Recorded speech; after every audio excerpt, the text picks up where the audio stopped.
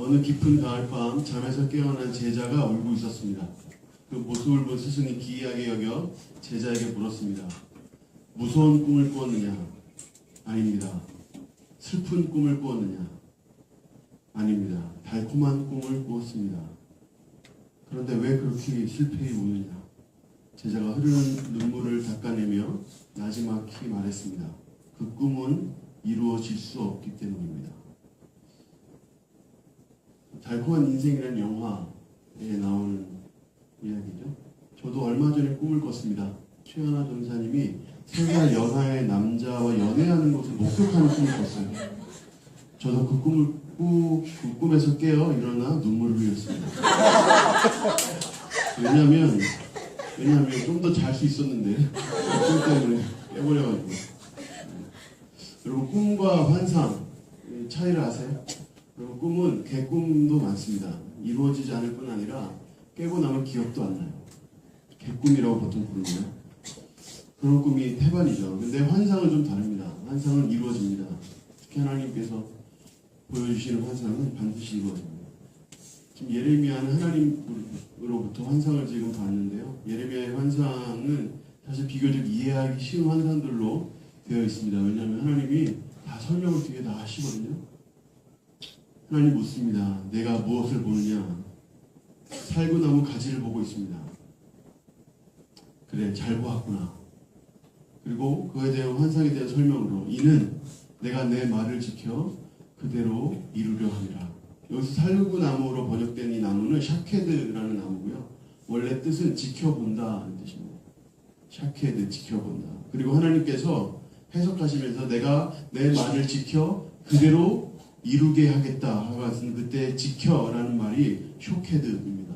지켜보다와 쇼케드는 지키다 하는 뜻인데 이 두 개 다 같은 어원에서 나왔습니다. 그래서 언어 유희라고 하죠. 비슷한 소리를 가지고 하나님의 뜻을 이제 보여주시는 겁니다. 네가 무엇을 보느냐?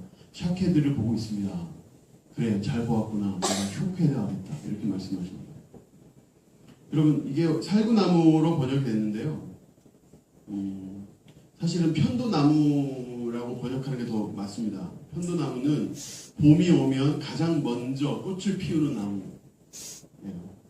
가을이 아무리 길고 겨울이 아무리 깊어도 봄은 반드시 옵니다. 아무리 전쟁이 심해서 많은 사람들이 죽어도 봄은 옵니다. 아무리 마음에 아픔이 깊어서 날이 어떻게 지나가는지 모르고 인지하지 못할 때에도 봄은 옵니다. 아무리 터널 같은 인생길이 힘들어서 마치 시간이 멈춘 것처럼 느껴진다고 해도 봄은 반드시 옵니다. 시간은 흐르고 겨울은 지나가고 봄은 반드시 와요. 봄이 오는 걸 어떻게 알 수 있을까요? 살구나무, 그 편도나무에서 꽃피는 거 보면 봄이 왔구나. 알 수 있다는 거예요. 봄이 반드시 오는 것처럼 하나님의 뜻은 반드시 이루어집니다. 때론 기도를 듣고 계시지 않는 것 같아 마음이 답답하고 아무리 부르짖어도 응답하지 않으셔서 속상하고 때로는 왜 이러시나 이런 생각이 들 정도로 힘든 일만 겹쳐서 원망스럽고 또 세상 모든 고난과 불행이 꼭 나를 따라다니는 것처럼 그렇게 느껴져서 힘겹고 도대체 하나님 어디 계십니까? 하나님 도대체 계신다면 어떻게 이런 일이 생길 수 있습니까? 이렇게 부르짖어도 그 모든 터널과 같은 시간 다 지나가면 하나님의 뜻 반드시 이루어집니다. 마치 겨울이 지나 봄이 오는 것처럼 하나님의 뜻은 곧 현실이 돼요. 하나님은 살구나무 환상을 통해서 하나님의 뜻이 반드시 이루어지는 것, 봄이 반드시 오는 것처럼 하나님의 뜻은 반드시 이루어진다는 것을 강조하고 있습니다. 그럼 하나님의 뜻이 뭘까요? 오늘 예레미야의 하나님의 뜻은 오늘 읽은 본문의 바로 위에 있습니다. 10절 말씀인데요. 10절 말씀 같이 한번 읽어보겠습니다. 시작. 보라, 내가 오늘 너를 여러 나라와 여러 왕국 위에 세워 내가 그것들을 뽑고 파괴하며 파멸하고 넘어뜨리며 건설하고 심게 하였느니라 하시니라. 여러분, 하나님이 이렇게 부르시는 거예요. 예레미야야, 내가 너를 여러 나라와 모두 왕국 위에 세울 거야. 그리고 너는 그 나라를 뽑고 파괴하고 파멸하고 넘어뜨릴 거야. 그리고 너는 그 다음에 그 나라들을 다시 건설하고 다시 땅에 심어서 자라게 할 거야. 이게 하나님의 뜻입니다. 예레미야가 지금 선지자로 부름받은 이유는 바로 이것 때문이에요. 모든 나라들을 뽑고 파괴하고 파멸하고 넘어뜨리고 그리고 다시 건설하고 심는 것. 이것이 예레미야가 하나님께 부름받은 이유예요. 북이스라엘은 한 번도 하나님을 제대로 섬긴 적이 없습니다. 항상 우상을 섬겼어요. 그들은 하나님의 선하심을 믿지도 않았고 누리지도 못했고 실천하지도 않았어요. 그래서 하나님은 북이스라엘을 뽑고 파괴하고 파멸하고 넘어뜨릴 겁니다. 그리고 이제 다시 건설하고 다시 심겠죠. 남유다도 마찬가지입니다. 물론 북이스라엘보다는 조금 낫지만 그래도 그들 또한 하나님 버리고 다른 신 섬겼어요. 그래서 하나님은 북이스라엘처럼 하나님의 선하심을 믿지도 누리지도 실천하지도 않는 그들을 다시 뽑고 파괴하고 파멸하고 넘어뜨릴 겁니다. 그리고 다시 건설하고 다시 심으시겠죠. 바로 이 뜻을 보여주는 환상의 두 번째 환상입니다. 하나님 물으십니다. 내가 무엇을 보느냐? 큰 가마솥 보고 있습니다. 가마솥, 끓는 가마솥 보고 있습니다. 근데 그 가마솥이 한쪽으로 기울어져 있습니다. 그래, 제대로 보았구나. 내가 북쪽에서부터 하나님의 진노, 나의 진노를 부어버릴 것이다.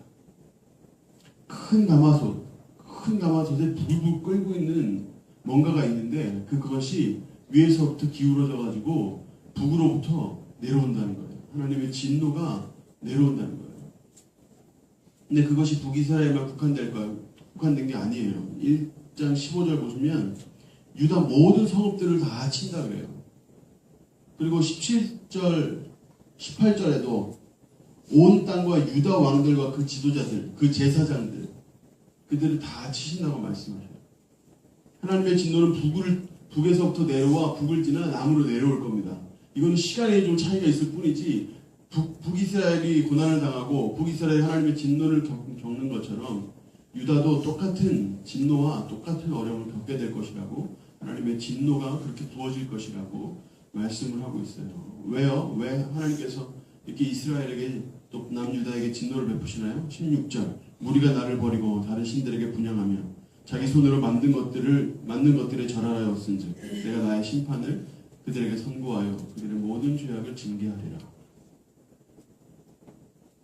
그리고 예레미야는 바로 이 진노를 사람들에게 선포하기 위해서 부르심을 받았습니다. 그리고 17절에 하나님께서 예레미야에게 두려워하지 말고 하나님의 진노가 임할 것을 사람들에게 말하라고 합니다. 하나님의 뜻이 반드시 이루어진다고 얘기합니다. 하나님의 진노가 반드시 부어진다고 이야기하네요. 그리고 우리가 지금 예레미야 1장 전체 내용을 지금 대충 훑었거든요. 근데 여기에서 하나님의 뜻이 분명하게 알겠어요. 하나님의 뜻이 부어질 것을 알겠어요. 그런데 여기에서 예레미야의 뜻은 어디 있어요? 예레미야의 소원은 어디 있어요?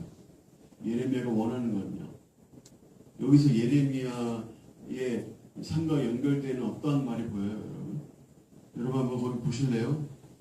6절 한번 보실래요? 5절부터 볼까요? 5절에 내가 너를 모태에 짓기 전에 너를 알았고 내가 배에서 나오기 전에 너를 성별하였고 너를 여러 나라의 선지자로 세워놓으라 하시기로. 6절 예레미야의 목소리가 나옵니다. 내가 이르되 슬프도소이다. 주 여호와여 보소서 나는 아이라 말할 줄을 알지 못하나이다. 이게 예레미야의 뜻이에요. 예레미야가 원하는 거예요. 하나님 저 못합니다. 하나님 저 아이예요. 하나님 저 못해요. 이게 예레미야의 뜻이에요. 근데 여러분 7절 보세요. 여호와께서 내게 이르시되 너는 아이라 말하지 말고 내가 너를 누구에게 보내든지 너는 가며 내가 내게 무엇을 명령하든지 너는 말할지니라. 예레미야의 뜻은 어떻게 됐나요, 여러분? 하나님 앞에서 묵살됐습니다. 묵살됐어요. 여러분 예레미야에게는 꿈이 없었을까요? 아마 예레미야의 이야기를 만약에 현대적으로 푼다 그러면 아까 제가 맨 처음에 얘기했던 그 이야기가 될 수도 있지 않을까요? 예레미야가 꿨던 그 달콤한 꿈은 이루어지지 않았어요. 예레미야가 원해서 선지자하는 거 아니에요. 여러분 사람이 원하는 것, 사람이 꿈꾸는 것 다 이루어질까요? 그러면 너무 좋겠지만 실제로 그렇게 설교하는 사람들도 있지만 사실이 아니에요. 만약에 그 꿈이 하나님의 뜻이 아니라면 이루어지지 않아요. 예레미야가 저는 아닙니다. 하나님 저는 못합니다. 이것은 예레미야에게 꿈이었지만 이루어질 수 없는 꿈이었어요. 하나님의 뜻이 아닌 겁니다. 여러분 우리에게 간절히 이루어지기를 원하는 것들이 있지 않나요? 여러분 근데 그것들 중에 꼭 이루어지지 않는다고 해서 이상하게 생각하지 마세요. 그것이 하나님의 뜻이 아니면 안 이루어질 수도 있는 거예요. 우리도 하나님 앞에 예레미야처럼 부르심을 받았습니다. 고린도후서 5장 15절에 뭐라고 얘기하냐면 한번 들어보세요. 그가 모든 사람을 대신하여 죽으심은 예수님이 얘기하는 거죠. 예수님께서 모든 사람을 위하여 대신하여 죽으심은 살아있는 자들로 하여금 우리들 얘기하는 거예요. 살아있는 자들로 하여금 다시는 그들 자신을 위하여 살지 않고 오직 그들을 대신하여 죽었다가 다시 살아나신 이를 위하여 살게 하려 함이라. 이것이 우리의 부르심입니다. 우리는 이 땅에 살아가되 우리 자신을 위하여 살지 않도록 부르심 받았어요. 우리가 만약에 예수님 믿는다면 그 하나님께서 우리에게 부르심을 주시는데 그게 뭐냐면 나를 위하여 죽으시고 나를 위하여 다시 부활하신 그 예수님 위해 사는 거, 그 우리 부르심이에요. 내가 그렇게 살고 싶지 않아도, 내가 구체적으로 원하는 그게 아니어도 우리는 그렇게 살아야 해요. 우리는 그렇게 살아야만 해요. 우리는 그렇게 부르심 받았어요. 그래서 내 안에 하나님을 위하여 사는 게 아니라 예수님을 위하여 사는 게 아니라 내가 나 자신을 위하여 살고자 하는 모든 소원과 내가 나 자신을 위하여 살고자 하는 모든 애씀은 자연스럽게 당연히 이루어지지 않을 수 있어요. 그것이 아무리 달콤하고 아무리 내가 원하는 꿈이라 하더라도 이루어지지 않을 수 있어요. 마치 예레미야가 하나님의 부르심을 받아서 뽑고 파괴하고 파멸하고 넘어뜨리는 사역 예레미야가 해야 하는 것처럼 우리도 내가 원치 않는 일, 내가 되고 싶지 않은 일, 하고 싶지 않은 일을 해야 하는 때가 오기도 해요. 왜냐하면 고린도후서 5장 14절에 그리스도의 사랑이 우리를 강권하시는도다. 우리가 생각하건대 한 사람이 모든 사람을 대신하여 죽었은즉 모든 사람이 죽은 것이다. 우리가 예수님의 십자가를 믿었을 때 그 순간에 내 삶은 이미 십자가를 못 박았고 주님과 함께 살았기 때문에 주님의 삶을 우리가 살아야 하는 거예요.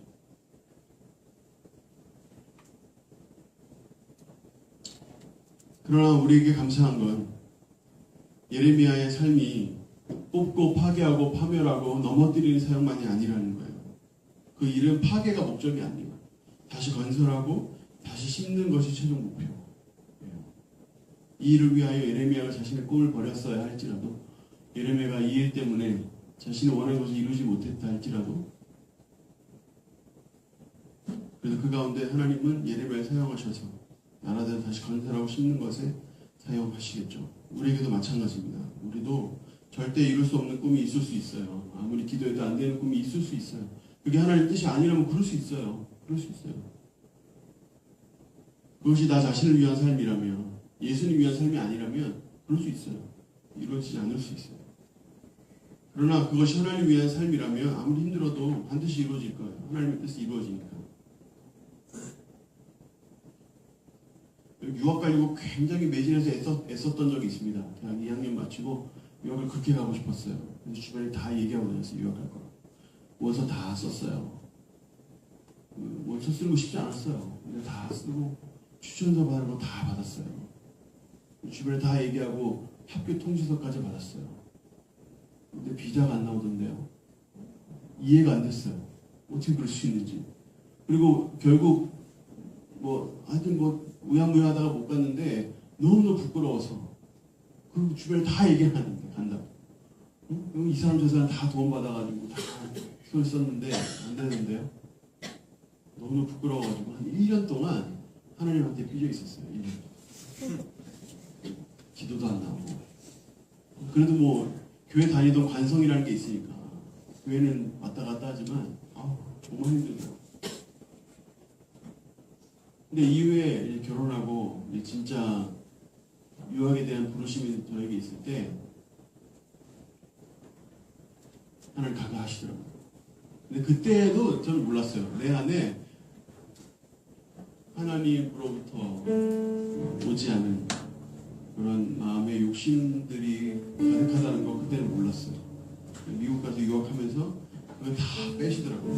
물론 완전히 100% 빠졌다고 말할 수 없겠지만 하여튼 굉장히 힘들었어요. 그 내 속에 있는 더러운 기름기들 다 빼시더라고요. 완전히 짜내시는 걸 제가 봤고, 그 가운데 하나님 뜻이 이루시는 것을 봤어요.